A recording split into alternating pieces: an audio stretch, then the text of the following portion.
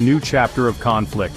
On a seemingly ordinary day, Israeli warplanes streaked across the sky, launching a series of coordinated and devastating attacks against targets deep inside Iran.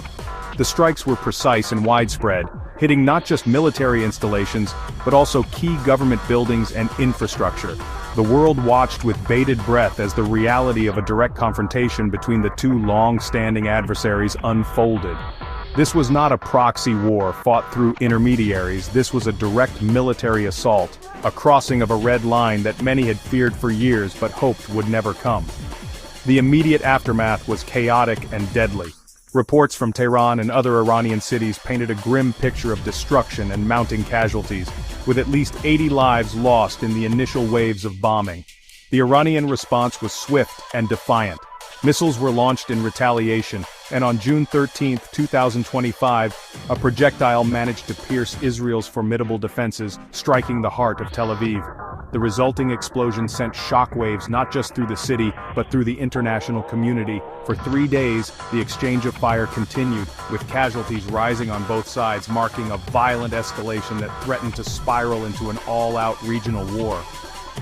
This sudden eruption of violence did not occur in a vacuum. It followed months of escalating tensions and stalled diplomatic efforts. The United States and Iran had been engaged in delicate, high-stakes nuclear talks in Oman, but progress had been slow and frustrating. Iran, for its part, had been steadily advancing its nuclear capabilities, enriching uranium to 60% purity and announcing plans for new facilities, all while insisting its intentions were peaceful.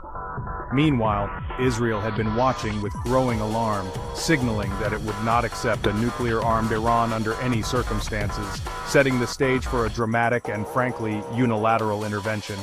The international community was left scrambling to respond, caught between condemning the aggression and trying to prevent a wider conflagration. The United States, while likely providing intelligence support, maintained that it was not directly involved in the kinetic military strikes. Embassies across the region were put on high alert, and non-essential personnel were evacuated as the world braced for Iran's next move.